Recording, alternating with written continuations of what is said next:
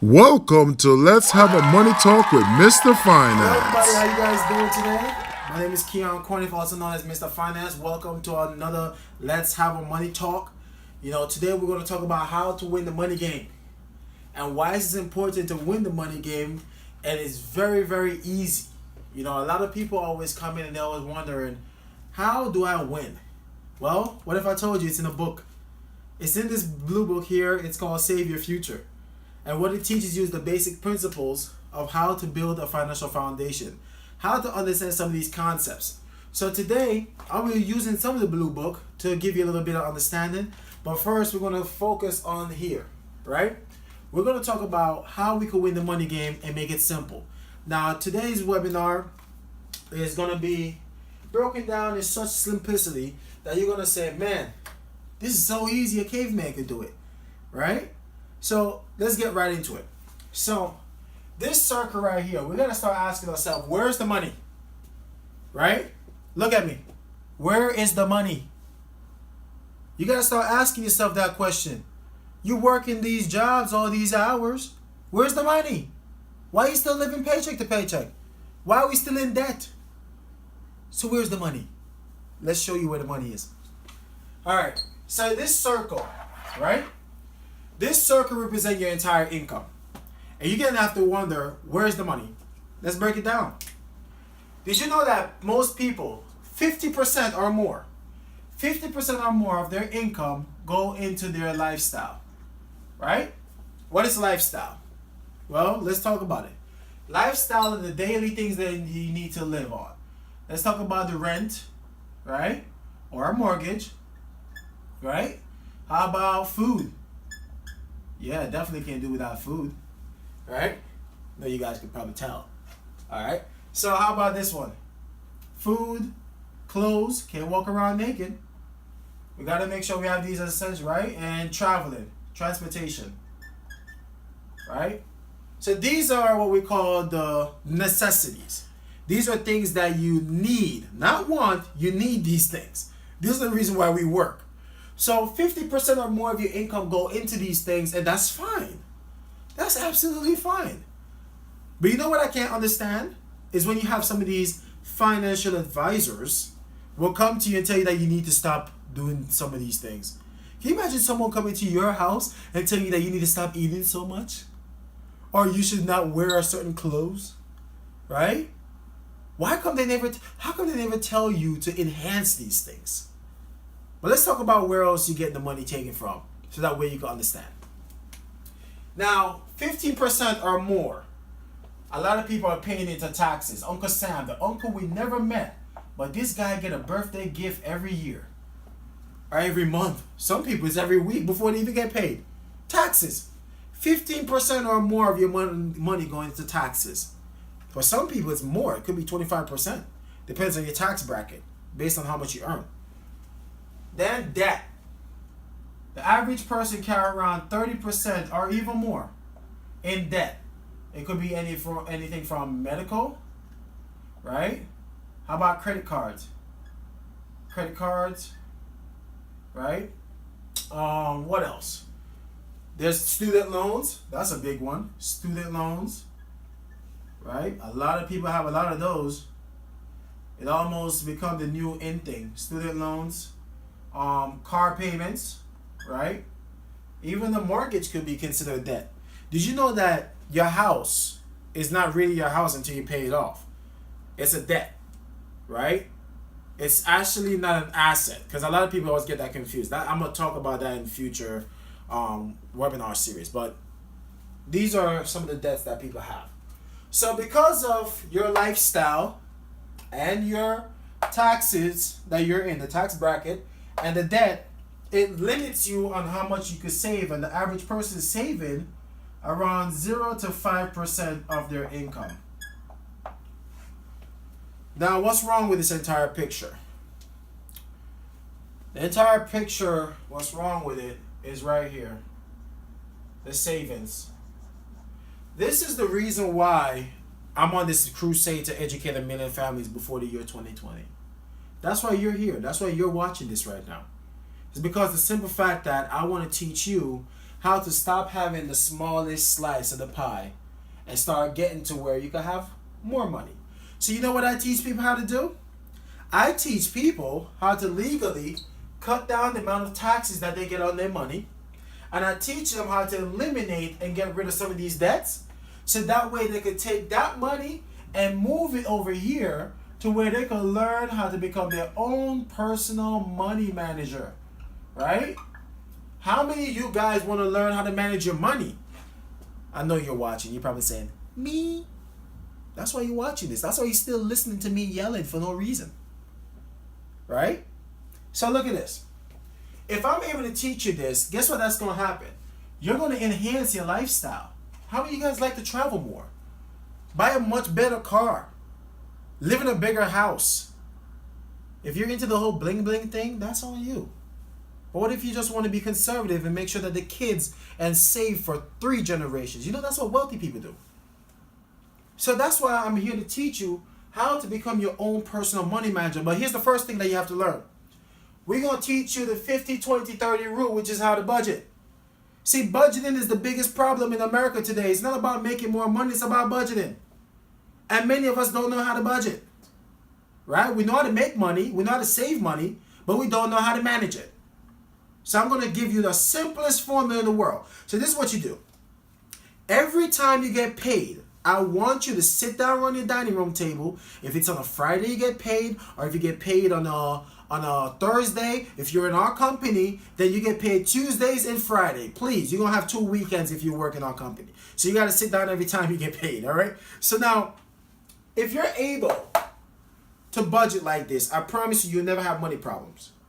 Now, the 50-20-30 rule is a very, very simple rule. And this is what it says. 50% of your income should go towards your bills. Right? And then it says 20% of your income should go towards your savings. And then you should have 30% of your income that you could use for spending. Right? You gotta have fun too. So that's spending money. So what I'm going to do is I'm going to tell you where it talks a little bit more about this. If you turn to page 8 in your blue book, it talked about right there, pay yourself first. And I'm going to read just a few things for you. It says here, pay yourself first. You need to set aside 5 to 10% of your income and save for the future. If possible, save 15% or more. It says treat it like a bill that you must pay and pay it first. That's your family's financial bill. It said, doesn't it make sense to pay yourself, pay your family first before paying other people's bills? It says your cable TV is not more important than your family's financial well-being. It says buy only what you need. It go on to say spending the money is a way of life for many people. Shopping becomes a habit and it can become an addiction. It says finding bargains and buying on sale items don't always mean that you're saving. It could be that you're buying things you don't necessarily need. It says know the difference between what you really need and what you want. When a person say they need new shoes, it's truly essential or simply a desire. It also says how many people intend to buy a Toyota and drive home with a Lexus. So we got to be very frugal with our money as we build our wealth. And that's how we get better. So let me give you an example with the 50-20-30 rule so you guys can get numbers behind this. Let's just say you earn $3,000 a month, right? As an income. You earn $3,000 a month. Now, how does this work and apply with the 50-20-30 rule? Now, 50% of $3,000 would be $1,500, right? That go towards the bills. And then for the savings, that'd be $600, which will go towards saving towards maybe you want to pay off a debt, maybe you want to save for retirement, whatever the case may be. And then as for spending, you'd have $900 for spending money. Now, I know what you're thinking. I know you. You're that one person that's watching this saying, yeah, Keyon, it's easy for you to say that. What if 50% of my income don't cover all my bills? Well, I have an idea for you. I'll ask you this question then. Using this example, making $3,000 a month, 50% of that is $1,500, 20% of that is saving $600, and spending money is $900. My question to you is, do you take the money from your spending, right? Do you cut back on your spending, or you take it from your savings? And how you answer that question will determine your future. But I'm pretty sure you already know what I'm trying to tell you. Yes, it's cut back on your spending. It hurts, I know. I know you want to go shop and buy things and make yourself feel good. But you got to think about the future, right? So now, we get you to this point where you can start saving. Here's the thing that I want to do for you. I want to put you in a position to win. You got to win big. So now, what if you're able to save, right? What if you're able to save? And we're going to talk about two examples. You guys probably see me did this before, but I'm going to do it again for you. What if you're able to save, let's say you could save $500 a month, right? Not even the $600 there.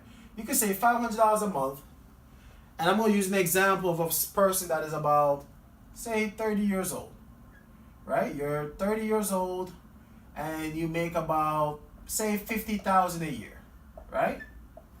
That's your yearly income, right? So this person is a non-smoker, doesn't do all of that, right? Good shape, whatever. Now, if you're able to save $500 a month at age 30, is it fair to say that retirement age is at 65, right? The average person is now trying to retire at age 65. So, from age 30 to 65, that's 35 years of saving, right? Because they said the average person will work for 40 years of their life from 25 to 65, right? But we're just going to talk about that you started saving. You got a little smart at age 30 and you started saving more. So by you doing this, you're going to save for 35 years, $500 a month, which is about $6,000 a year. And the total of, by age 65, you saved a total of $210,000, right? That's what you have put in. Now, what would that look like? Let's break it down. I work for a company that if the market goes up, right, the highest you could earn is 15% in there, right? And then if the market go down, it gives you 0.75%, which is the safety that you will never lose. Guaranteed. I kid you not. Guaranteed.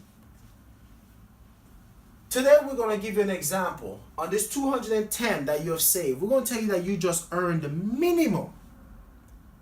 You just earned a minimum of 7.75% interest on that money. If you've been following me long enough, then you understand what is the power of compound interest. For those that don't know, I'll give you just a quick recite. If you ever want to know how many years it takes for your money to double for you or against you, you use the rule of 72, and that says if you take 72 divided by whatever interest you get on your money, that equals the amount of years it takes for your money to double. All right? Hope you get that.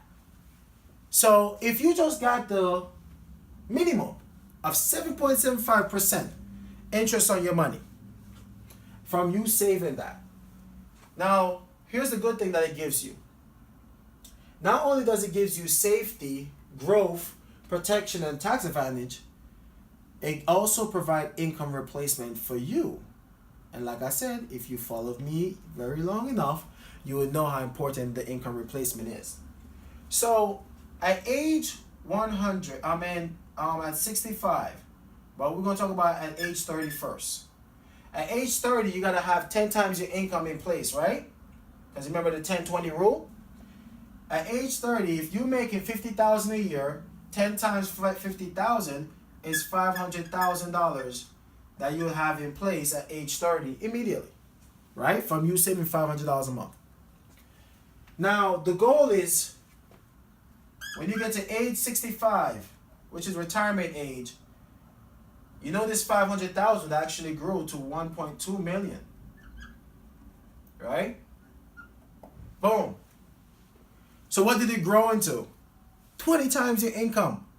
It actually just grew to 20 times your income if you just earned a minimum of a 7.75%. Right? Now, what does that mean for you? What's the tax advantage? If you don't remember what tax advantage is, we're going to talk about that in our next series. But just for you guys now, tax advantage mean that the money you start taking in or taking out or withdraw is tax exempt. That means you don't pay taxes on the withdrawals, right? So what does this mean? The tax advantage at 65, your 210 that you put in would have grown to a value at $604,000 if it just earned a minimum of 7.75%. Then, as far as withdrawal, you would then be able to take out your entire 210 that you put in tax-free, and you'll also be able to take out a loan against the out on the policy, and then that will give you about $926 plus $1,000, right? That you can take out in loan. And if you look at the ratio from age 65 to age 100, you would be able to enjoy a tax-free plan of $45,000 coming in every year from 65 to age 100. My question to you is, where can you put your money and you get that? So I hope this gives you a lot more understanding of how to win the money game. And just like I always say, if you ever want to learn more of how to do this, give me a call. You can always reach me at 973-873-5977. Call me. That's why they call me Mr. Finance. I'm here to make it easy for you. So simple a caveman can do it. Isn't that easy? So if you didn't catch a lot of this, rewatch this video. Remember to share it, like it, spread it, give it to a family member, have family meetings and watch these series. You would walk away with a lot of information. But better yet, if you need a copy of this book, call me, text me, and I'll send you a copy so that way you too can learn how to save your future. All right? So once again, my name is Keyon. Always remember that you're one decision away from changing your future for the better. My name is Keyon, also known as Mr. Finance. Thank you for watching, and I hope you took a lot of great notes. And like I said, like and share. All right? Thank you. Bye-bye.